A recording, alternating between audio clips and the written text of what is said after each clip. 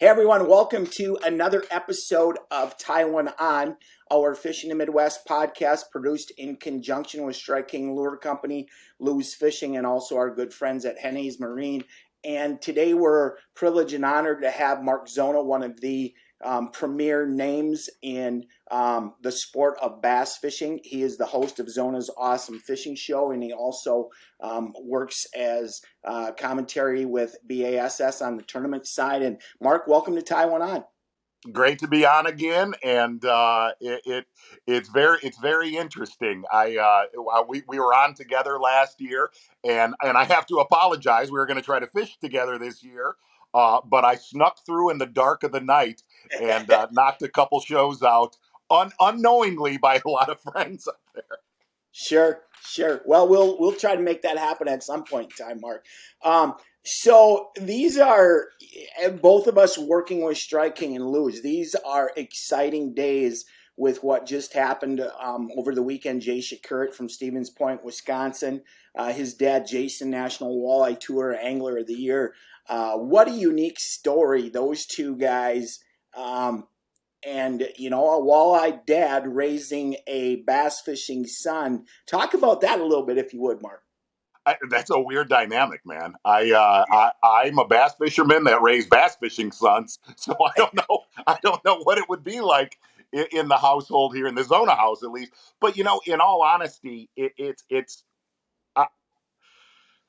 really strange because I was very fortunate not to.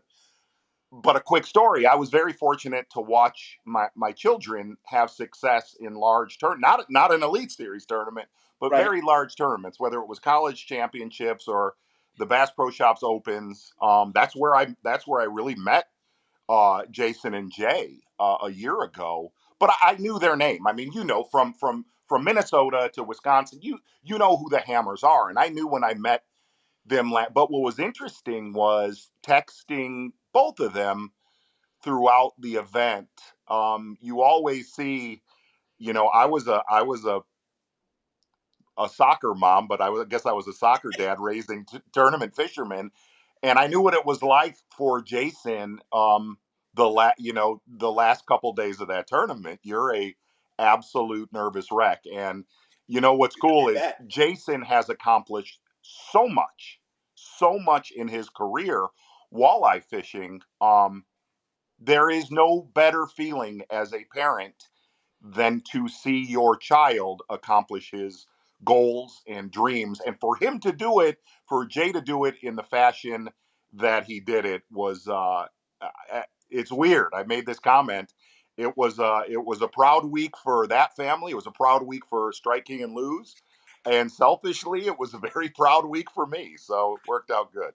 Yeah, let's talk about that, Mark, a little bit. You said we talked before we went live here about the bait. Talk about the bait that Jay was using and your role in the design of that. Well, it's weird.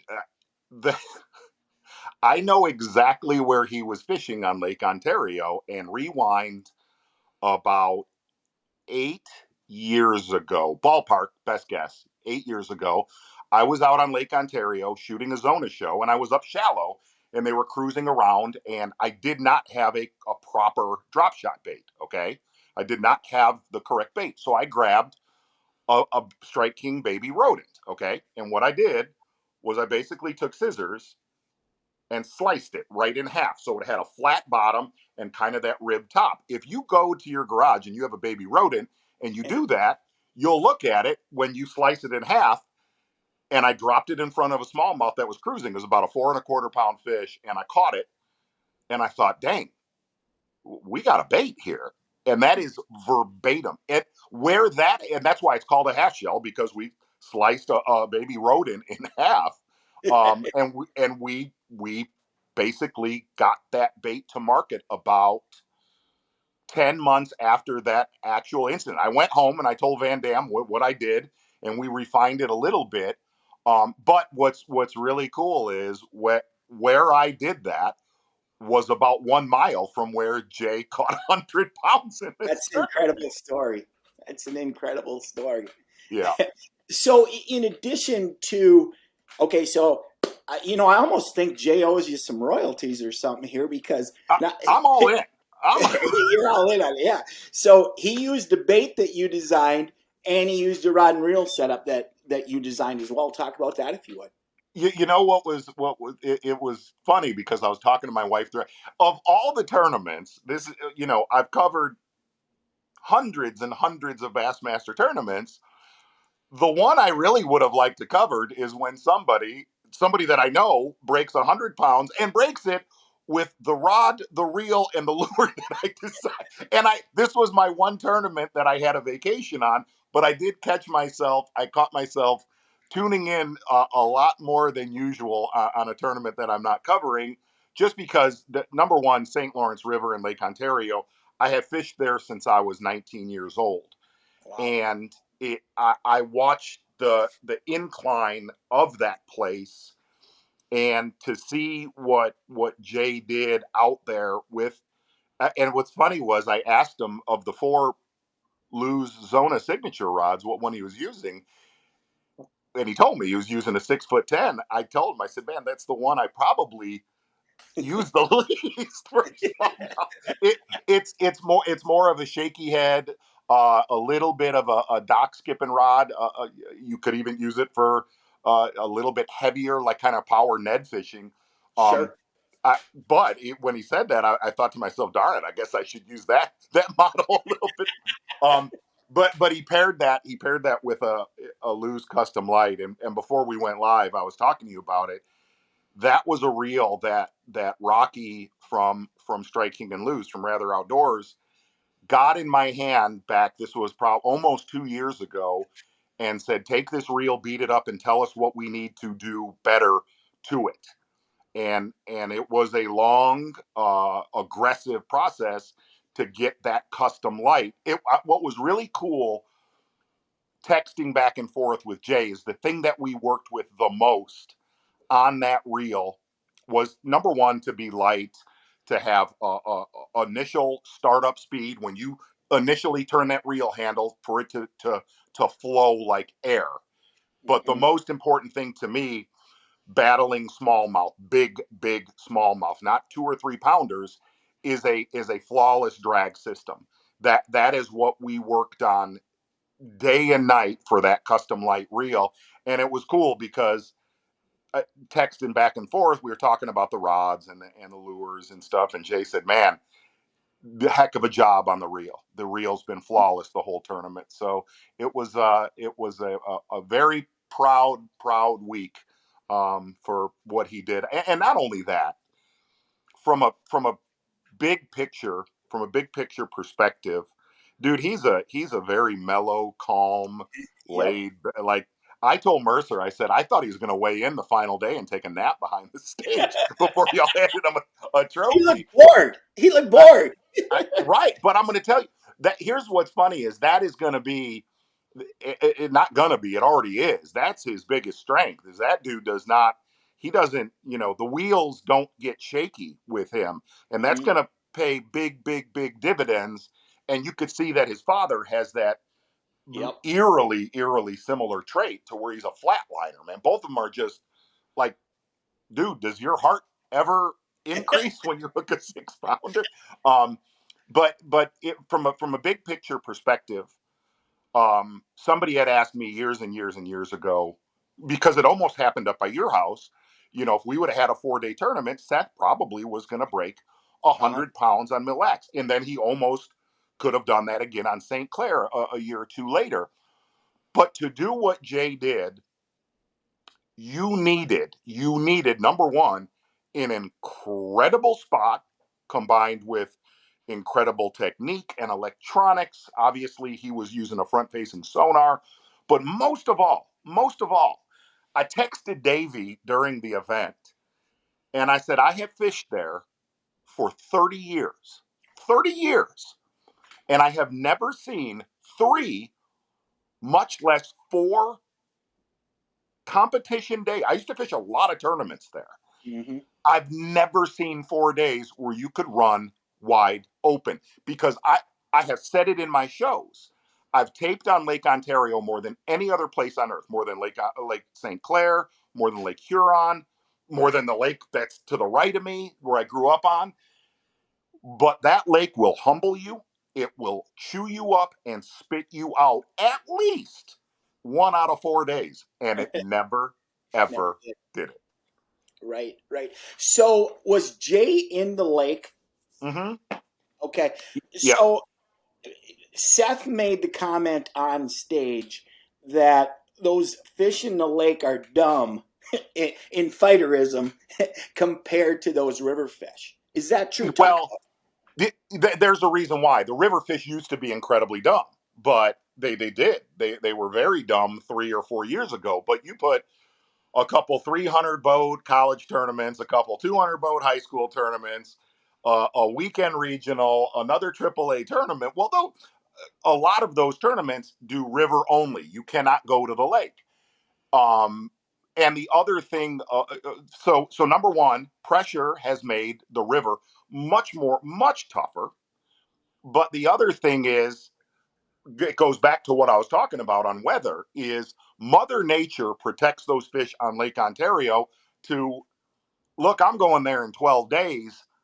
I'll be there for 4 days. I'm praying we can get out 2 of those days. right. That lake, of all of the Great Lakes, of all of them, where that current funnels, where that water and current funnels in to the St. Lawrence River, or funnels into Chameau Bay, or funnels into Black River Bay, which is where Jay was at, it basically compresses 250 miles of waves into a Wow. crease. Well, the only thing that does is build. It's the only Great Lakes where multiple times I was very, very worried, very worried. Wow. Wow. It's just, it's different from Superior, Huron, Michigan, Erie. It's just a different monster on that end of the lake. So to go back to what you said, what Seth said, I talked to Seth this morning, and he's like, dude, why did you not tell me the fish are that dumb out in the lake? And I said, Seth, you taped with me out in that lake. They were dumb. They were dumb as a box when we taped. Right, right. That's interesting. So, Mark, let's go back just a little bit. So, the reel that we're talking about, or that we talked about, is a new Lose offering that's coming out just in days at the ICAST Yeah. show. It's called the Custom Light. Walk us through a little bit the features of that reel. The to me, it, there's really critical things. I use a side, I use a 200 and a 300. A 200 I'll use a lot with my braided line to a fluorocarbon leader, and a 300 I'm one of those people that still throws a lot of straight fluorocarbon, so I'll use that little bit bigger size reel. And for you want, when you have a spinning rod locked in your hand all day long, number one, you want it balanced to the rod perfectly. And what the correct way to do that is, the lighter you can make a reel. And here's the biggest complication of spinning reels in engineering them, in working with them as prototypes, is you want a light one that is still rigid, that will still take a butt kicking on Great Lakes size bass. Sure. That was first and foremost. The other thing that I really, and I did so many videos on my phone trying to explain what I was trying to talk about, is initial startup speed of that reel handle. When I cast and I click that bail over and I start, I want that to be extremely fluid, air-like, and fast. Fast. Mhm. That's the other thing about the custom lights. It's a very fast reel. It's a 6-to-1 ratio for a spinning reel, and for smallmouth, that is critical, because here's the thing. You know this as well as anybody. Your viewers know this. 90% of your bass, your smallmouth, predominantly hit it at the end of the cast, or right when you drop down if you're fishing Right. vertical. Is you want a reel that can turn line. Okay.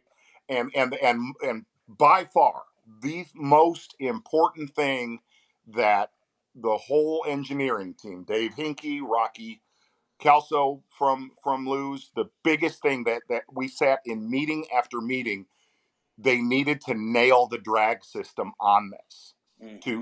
to not only have a light, rigid reel that's smooth with the correct gearing, that has to be complemented with the correct drag system. And when you combine it, and this is not a sales pitch, this is not, when you Right. combine it with the rods that I worked with Luz on, to me, they are smallmouth weapons.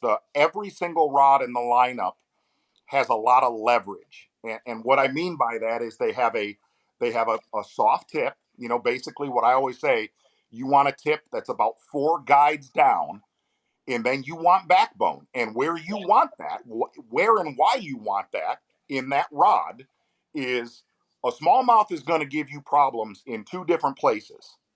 At the end of your cast, when he's going ballistic, or when he gets near the boat and starts bulldogging because he doesn't like you. That's where things kind of go wrong, and that's where the leverage of those rod models, the best way to put it, you kind of own him instead of him dictating the fight. You know, Mark, it's interesting. We filmed probably 3 weeks ago a smallmouth show up here in Minnesota with Bob Jensen, the original founder of Fishing the Midwest. Bob's fished all over the country with a lot of different rods and reels, and we were throwing Ned rigs for smallmouth. And two things that you just said: every fish Bob hooked was at the end of the cast. Right.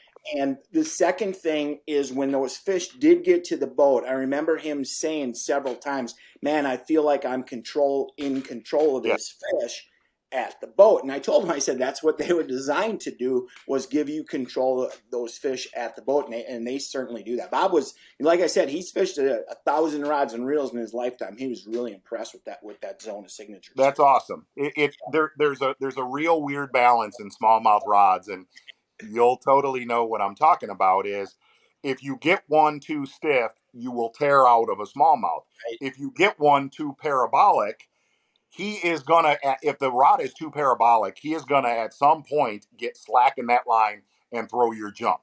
It's just gonna happen. Yep.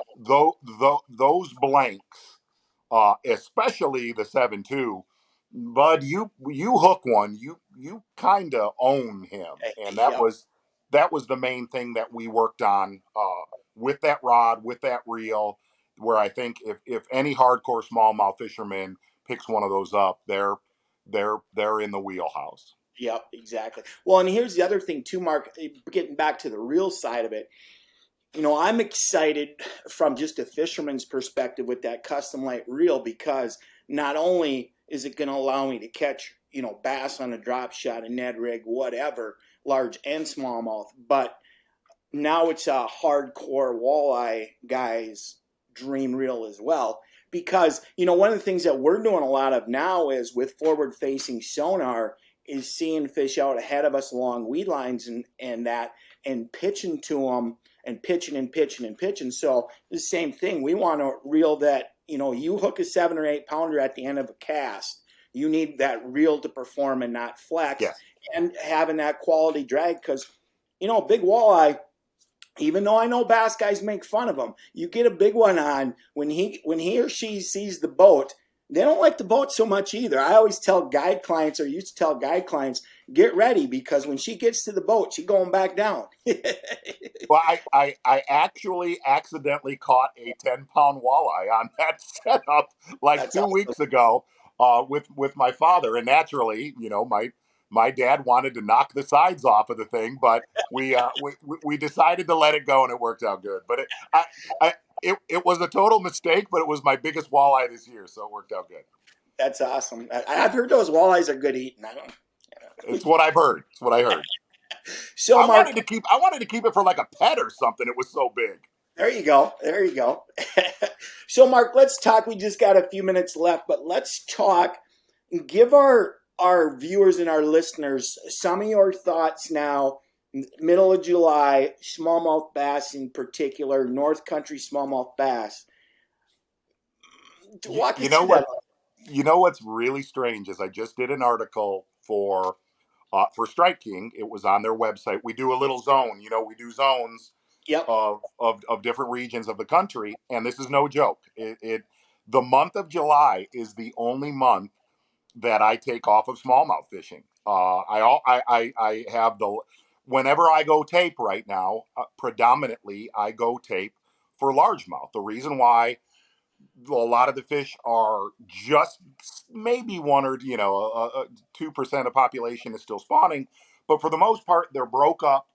Obviously not on the St. Lawrence River and Lake Ontario, but a lot of the lakes they're a little bit broke up. There's fish that are shallow, there's fish in mid depth ranges, and there's fish that are starting to get ultra deep. And that's when predominantly I try to get a lot of my largemouth content knocked out is the month of July, and then I pick things back up generally the end of the month. And here's the one thing that I can truly tell you is that I've noticed is so Jay just won that tournament on a striking half shell. For the last month, when I came up and I taped in Minnesota, we were catching them on little baby rodents, little 2.75 tubes. The one thing I can tell you happens from right now when your viewers and listeners are listening to this on Wednesday is really from here on for the rest of the year until we see ice. Smallmouth, after they recover from their spawn, have a very large tendency to hunt larger bait, whether it's perch, whether it's goby. It does not matter what it is, whether it's heck, I've seen them on Lake St. Clair hunting gizzard shad. I mean, a gizzard shad is that's a meal. Is Yep. I've noted a lot of the year I throw a baby Z2 on a Ned rig. I throw it on a drop shot. This time of year, when we get towards the end of July, is when I'll go to a full size Z2. I'll go to a full size sexy dog. Um, I'll go to a 5.75 rage swimmer compared to a month ago. I'm throwing a 3.25. Is what I always say is up your size because smallmouth have a big tendency right when we start to sniff August to hunt way bigger forage than they did 40 days ago. And that's something I don't think a lot of people key in on because a lot of people fish bitsy baits, small baits all year long. Right. That's good stuff. And as we get into fall, it seems like every fish wants a bigger meal, not just smallmouth. Absolutely.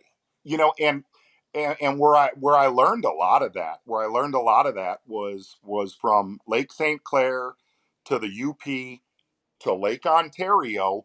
Heck, I shot a show with this was 2 years ago with Brandon Polinick throwing a 3/4 ounce thunder cricket with a full size blade. I mean, you're talking about a bait that is that big on 20-pound line. And here's what's weird. It's like they had never seen a lure before the way that they hit that. And I remember when I taped it, it was the first week of August.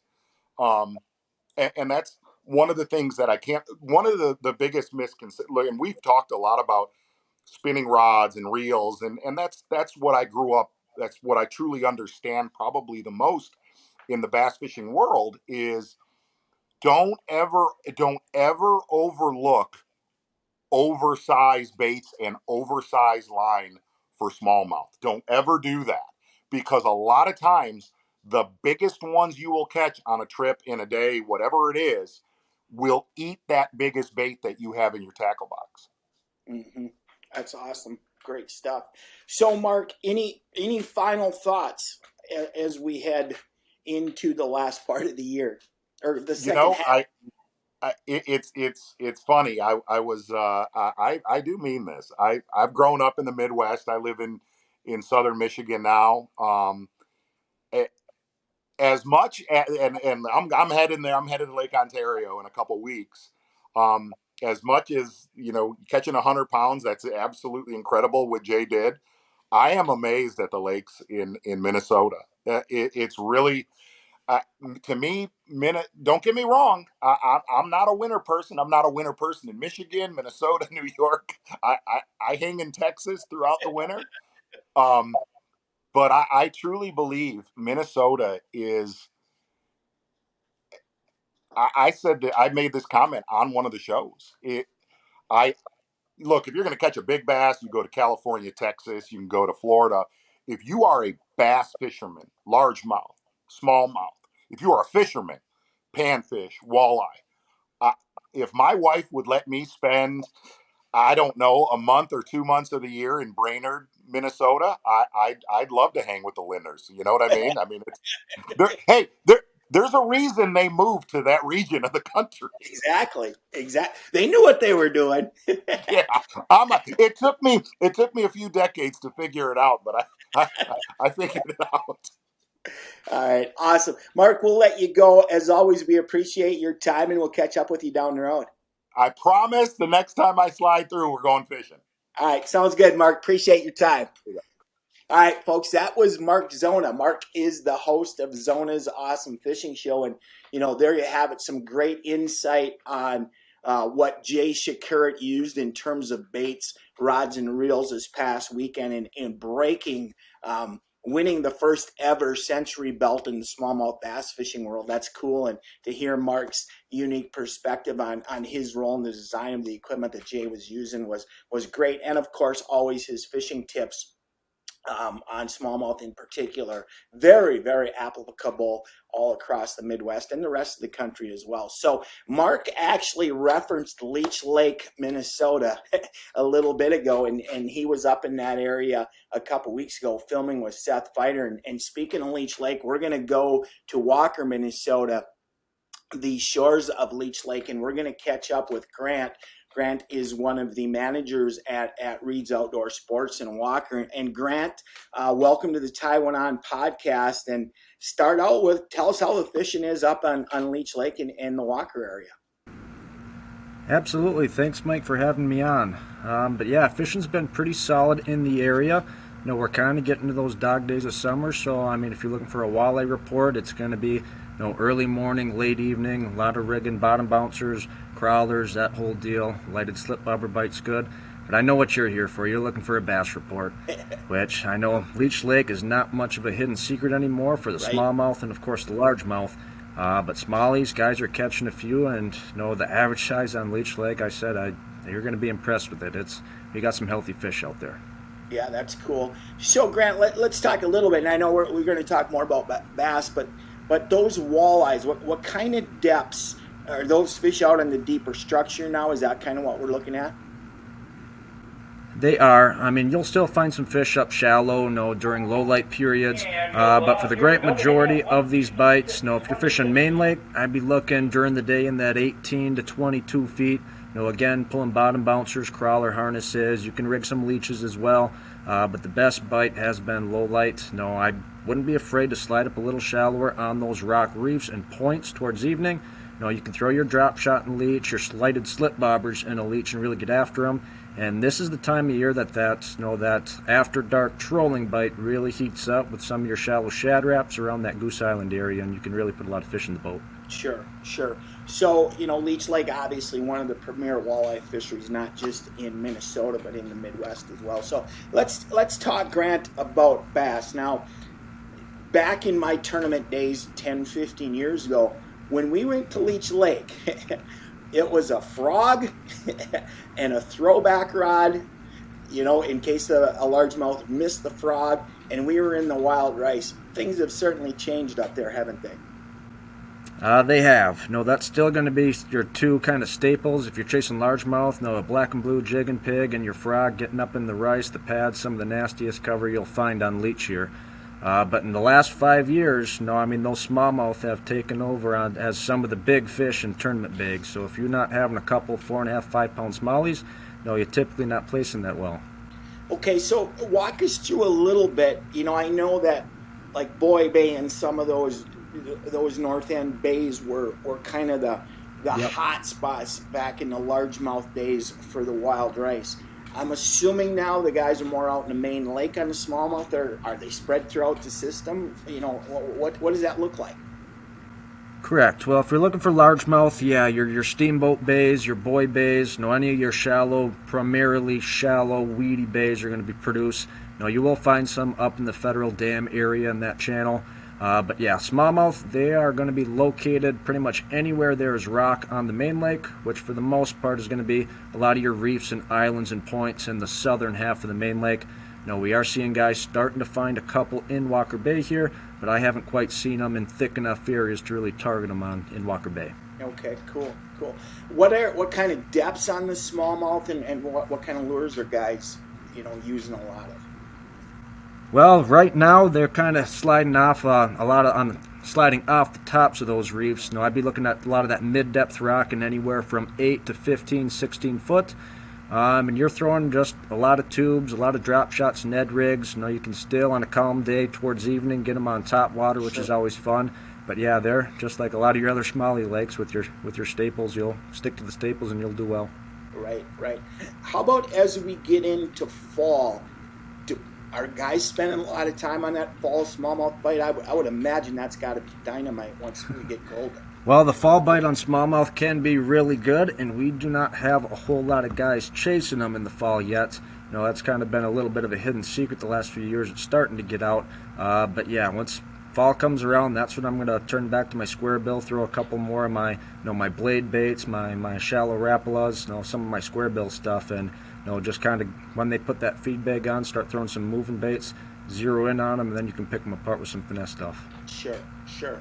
So, if a person is a multi-species angler, if you come to Leech Lake, we're talking walleyes, smallmouth, largemouth, jumbo perch, and there's some giant crappies that swim in Leech as well. Talk just a little bit, Grant, if you would, about the panfish. Yeah, absolutely. Leech is going to have great fishing for a multitude of species. It has largemouth, smallmouth, walleye. It has big crappie, big bluegill. There's going to be a really fun fall bite on perch, which can really be fun in the fall. And there's kind of another late ice bite in the spring that can be really fun for perch. And then we are one of the better musky fisheries in the state. So if you're looking to do a little bit of everything, if you like enjoying all those species, not just Leech. There are a multitude of, a lot of smaller lakes in this area that have a lot of these same species, so you don't have to worry about getting blown off the lakes on days.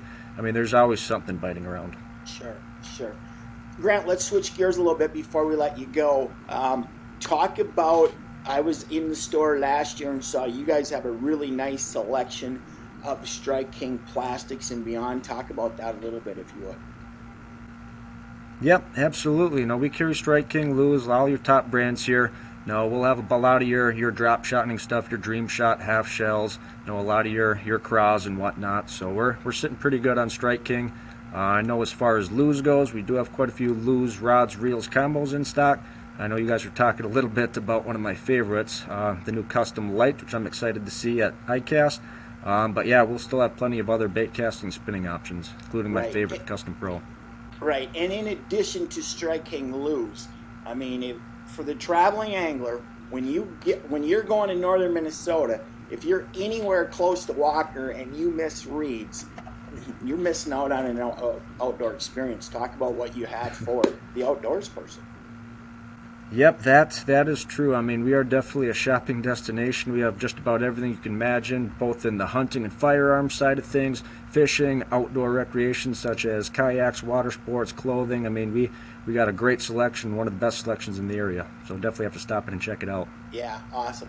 And the other thing too, Grant, you and the rest of the people that work at Reed's, you're not, how do I say it politically correct? You guys aren't just guys off the street looking for a job. You're living the outdoor lifestyle. And so for the consumer, what that means is if they need help finding the right gear, need some tips on technique, on what to do once they get that gear out there, you guys have the people on staff that can help with that too, correct? Absolutely. We have some of the most knowledgeable staff here. A lot of us we're huge outdoorsmen ourselves, and I can say that most of us are going to be using the products that we're showing you here. Awesome. Grant, as always, we appreciate your time. That's some great information from Leech Lake, one of the premier outdoor destinations, but specifically in the fishing side this time of the year and into the fall, there's a lot of good fishing action to be had in the Leech Lake Walker area. Grant, again, thanks for your time. We'll catch up with you again. All right. Thanks, Mike. All right, there you have it. That was Grant from Reed's Outdoor Sports in Walker, Minnesota. Reed's has a couple locations also down on the south end of Mille Lacs there. And they are truly a shopping destination. I mean, they've got tremendous selection of outdoor products and, of course, very, very knowledgeable staff, people that can help you get the right gear and help you get in on a good bite if you're traveling to the Leech Lake Walker area to go fishing. So now we're going to shift gears and we are going to welcome in our next guest, and he is Tom Ferdinand. Tom is salesperson extraordinaire at Hannay's Marine in Minneapolis, Minnesota. Tom Ferdinand, how are you doing tonight? Good, buddy. How are you? I'm good. I'm good. So again, folks, with us is Tom Ferdinand. He is in sales at Hannay's Marine in Minneapolis, Minnesota. Tom, what's going on in the sales world right now? Believe it or not, we're still selling boats. We're selling some little tin we got online, or not online, in the shop there, and taking pontoon orders for this fall, and taking Yarcraft bass orders for next spring. Cool. Cool. So again, it's never too early in today's environment to start thinking if you want a new boat for next spring. Now is probably the time to start putting some ideas together and maybe even ordering it, correct? Yeah, I mean for sure, because still motor allocations are getting tough. With some bigger stuff, especially if you're in the market for like your dream rig, your big 18, 19, 20, 21 foot walleye boat, and you want to customize the way that you want it. It's definitely no time like the present to make sure that you have that for the spring. I mean, we do have our 2023 pricing from all of our vendors now, so we're ready to take a deposit and get a boat on order for you. So Tom, what have the interest rates done in the boating world? It's they've creeped up a little, but we're still seeing anywhere from right under 6 to 7.25 for those 12, 15-year notes. There is some other local banks that are coming in around that 4% for the shorter term loans, those 84-month deals. I still saw some of them about 4.25, 4.5. So Wow. depending on credit and everything else, it's not a huge jump. The marine industry, in my opinion, has always been around that 6.5% interest rates. Going back 3, 4, 5 years, it's anywhere from 5.99 to 6.99, and right now it might be anywhere from 5.99 to 7.25. Right, right. So it's still, I mean, if you look at historically, I remember 12, 14, 15% rates when I was a kid, so we're still in pretty good shape as far as that's concerned. Tom, let's switch gears a little bit. Let's say you are that first time boat buyer, and let's say it's a pontoon. Let's start with the pontoon. What are some of the things that, as a first time pontoon buyer, pontoon boater person, what are some of the maybe accessories or maybe some things that people don't always think of that we need to have in the boat? I mean, first time boat package type stuff, what you're going to be looking at is, people don't realize on some manufacturers, you're not going to get your standard horn. You're not going to get your fire extinguisher. So you need to be looking at those, your throwable life jacket per person. Other than that, your boat hooks to, grab onto the dock if you're a new boater, fenders, bumping lines, all that stuff that you need, for that. It doesn't matter if it's a first time pontoon or what it is, but that type of stuff is stuff that doesn't cost a lot of money to begin with, but it's definitely something you need to be legal on the water. Well, and that's what I was going to add, Tom. Some of that stuff, like a horn, fire extinguisher, or throwable. I mean, I think everybody thinks in terms of, yeah, we got to have a life preserver for every passenger, but the horn, the throwable, and the fire extinguisher are mandated by state law. And like you said, not all crafts come with them. That might be something that a person doesn't realize or just flat out forgets. Right, and it has to do by state too. I know there's some states that you don't necessarily need a horn. There's some state where you have to have a fire extinguisher if it's this size. Minnesota, I believe it's anything with an inboard tank or over 16 feet. Um, I don't know as far as Iowa and Wisconsin, and I can't speak for the Dakotas. And then you go, if you're boating into Canada, that's totally something different. You need flares, whistles, all that good stuff. You really have to check into your local laws before you make that trip out to the water. Sure. How about Tom on the fishing boat side? Is it different there? Are there other things? I mean, one of the things I still forget sometimes on my initial trips at the beginning of the year is a landing net, of all things. But are there other things that you can think of that the angler needs when they're buying their first boat? I guess far and foremost is people always forget that little stuff like your first aid kit just in case. Your towels if something would go wrong. Your cheap poncho that you want just in case you get rained on. Maybe that extra set of batteries for your iPilot remote. Stuff like that. We always try to remind the anglers when they're picking up that this is stuff. Just from our angling experience that we've maybe messed up on that we can kind of help them out so they don't have a bad day on the water. Right, right. Well, and you hit on something there. Another thing that I always think of if you're going fishing and you're going to fish in the state of Minnesota, and you're anywhere close to weeds, you probably better have a towel or two in the boat, a fish towel as I call it, because the odds that you're going to land a northern pike or 2 or 4 or whatever are pretty high, and you're going to want a towel to wipe your hands. Plus, a towel comes in handy spring and summer when the water's cold. Maybe you're reaching in the middle bucket a lot, and you want to keep your hands dry. Oh yeah, towels are huge in a boat. I'm surprised you let Northerns in your boat, Mike. So, but Well, yeah, I try not to, but yeah, yeah, towels are big. In a boat. It's just that little stuff, and every boater is different, right? Every angler, I've got a customer. I won't say his name, but he's got a bar of Zest soap in the front of his boat because every time he catches a fish, he cleans his hands. And wow. his boat is I think about 7 or 8 years old right now, and it's cleaner than any boat that's on our show floor. So, but it's just every angler is going to be a little different with that. But you try to remind your customers and or help them out. So they Right. aren't having any surprises when they're out there. So Right, right. Well, and you mentioned that you're surprised I let a northern pike in my boat. You got to remember, I fish with Tim Emanuel once or twice a year, and who knows what kind of fish could end up in the boat yeah, bullheads when Tim's and rock bass. bullheads So and rock. Yeah, he's kind of the yeah, master at that. So, yeah. Tom, let's switch gears a little bit. I have a question, um, 2 questions actually, and let's lead with the first one. In terms of today's outboard motor and ethanol and blended gas and all that. Um, if I'm buying a new outboard today, what can I expect in terms of what kind of fuel I need to run in that boat? First off, to make sure that I don't do any damage to the hosing or any of that, but to make that boat run at its peak. Well, every motor is going to be call for a minimum octane level. Depending on the outboard.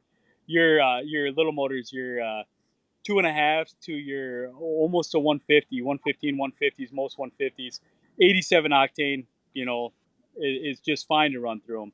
Mm, You get to higher horsepowers. Some of your more high performance engines, your 200 shows, some of your higher end Suzuki's, higher end Mercs. They're going to take a 91 octane to run. You just want to stay away from that E85 in the tank. More than anything else. You can run 87 octane in those higher end engines or those engines that call for 91, but you're just not going to get the performance out of them. But fresh gas is the best gas. We recommend after your braking procedure is done to use some type of fuel treatment in every tank of fuel after that. So whether it be a Yamaha ring free or a Startron or a Stable, whatever the customer wants, just to make sure that gas does stay good, because you never know, life happens, right? All of a sudden you fill your boat up June 7th and you don't get back on the water till August 15th. And you want to make sure that you have the confidence in the fuel to run that engine. sure, makes a lot of sense. Tom, I have a question. As a boat salesman and I know because I've been in the boat with you and been in the boat with Tim Emanuel there at Henne's quite a bit in the summer, and we fished Saturday mornings, Sundays, and you get calls from customers. It seems at whatever time of the day, weekend, whatever. Number one call you get from customer, what does it revolve around?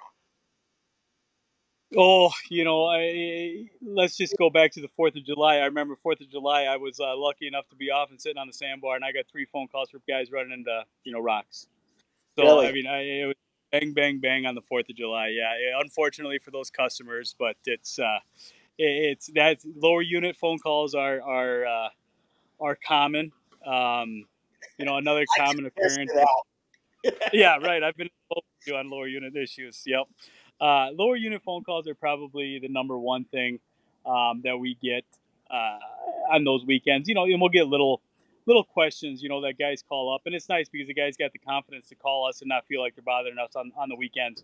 Just Sure. little questions like, "Hey, I can't get this screen up on my graph," or "Hey, for some reason I got a warning horn going off. What can this be?" And then we'll talk to them. Hey, remember you need that sheet I gave you. You got to get an oil change. Here's how you reset it. Stuff like that. It's are we going to have majors? Every now and then something happens on a boat. Yeah, I mean they're man-made products, but the number one phone call. I mean, just looking back here in the last couple of weeks, was a pretty bad run of lower units. Guys running into docks, or not So docks. Sorry, rock. so Tom, give me a what's the quickest fix on a lower unit? There is none, right? No, hope insurance company. I mean, is the main thing is, and pray that lower units in stock someplace, or that drive shaft, prop shaft that you need to replace it is available. So, Right, and right. luckily we've ran into some pretty quick turnarounds on lower units. Usually, at our shop, if the insurance company works with us, it's week to week and a half, 2 weeks to get you back on the water. Yeah, that's good. So, That's good. So, yeah. Tom, here's a question I have. How many times a year do you get a call from a customer? Because I've been boating my whole life, and it still has happened to me, not in that not too distant future, where that motor won't start, and it grinds and it grinds and it grinds, and it won't start. And ultimately, it's because the emergency kill switch, um, it's in off for some reason. It got there. How often do you get that call? It's a couple times a summer, and it happened to a customer of mine. He was up in Canada with his new boat fishing, fished all week long. I think he was up there for 10 days. And he called me day 5 or 6, and his new Yamaha 175 SHO wouldn't start, and he couldn't figure it out. And I'm listening to it, and I'm like, let me call you back. I'm gonna go ask a tech. And I went back in the back, and the techs. I love the techs. They're always simple, right? He goes, is the kill switch in? And I called up the customer, and he's like, yep, kill switch was out. And they all get embarrassed, but it's when you're in the situation, you're panicking and you're thinking the worst. And but I Right. get that call probably 3 times a summer, I'd say. So Good. That makes me feel better. yeah, yeah, yeah. You need that boating safety check right on your dash there. Well, my thing, Tom, is I got guys like you and Tim on call, so I'm good. Yeah, right. That's all right. That's yeah, we're All here to right. help. Get Yeah, on I the water appreciate. too. Right, exactly. And I can say that, like I said, we've spent quite a bit of time in the boat, you and I, Tim and I know that you guys take a lot of calls over the weekend, and I think that, in today's competitive marketplace, that one of the things that separates you guys apart is customer service, and I've seen it Yeah. firsthand. So, all Cell right, Tom. phones are key. Exactly, exactly. All right, so give us Hane's current hours, website, and phone number, and we'll let you roll. Yeah, so handiesmarine.com, 612-781-7411. Hours right now, we're still summer hours until the end of July. So we got 2 more Saturdays. We're going to be there 9 to 1. And then 9 to 7, Mondays and Thursdays, and 9 to 6, Tuesdays, Wednesdays, and Fridays. And Right. come August 1st, we'll go to fall hours, and it'll be 9 to 7, Mondays and Thursdays, 9 to 6 the rest of the week, closed on the weekends. Right, right. And you have, if folks visit your online site, they can see your current inventory of both new and used, correct?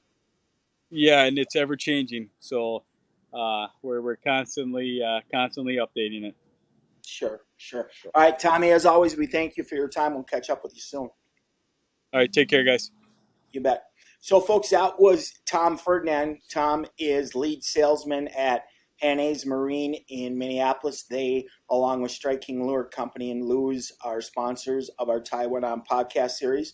That's going to wrap it up for this week. We hope you enjoyed this week. Now, so I'm gonna let the cat out of the bag a little bit on something here, and he might not even know this yet. But so J.C. Kurt, who we referenced earlier today when we visited with Mark Zona, won the most recent Elite Series Bassmaster tournament, broke a record for smallmouth, went over 100 pounds for a 4-day catch, and I visited with one of Jay's sponsors earlier tonight, and he's going to try to get Jay with us for next week for the podcast. So hopefully, not going to make any promises because right now I know Jay has been inundated with interview requests and, obviously winning and being the first or the youngest ever Elite Series champion. He is going to be a pretty busy man for the next couple weeks, but we hope to have Jay with us next week, and we'll pick his brain about smallmouth bass fishing, but also what it's like being a rookie touring at 23 years old in the highest level of bass fishing. And of course, we'll talk to him about what he did to catch that big bag of smallmouth. So hopefully that'll be Jay Shakur with us next week on the Taiwan On podcast series. As always, I'm Mike Frisch on behalf of our entire staff here, Thomas, our producer, some of the other behind-the-scenes people, Bob Jensen, and so on. We thank you for tuning in.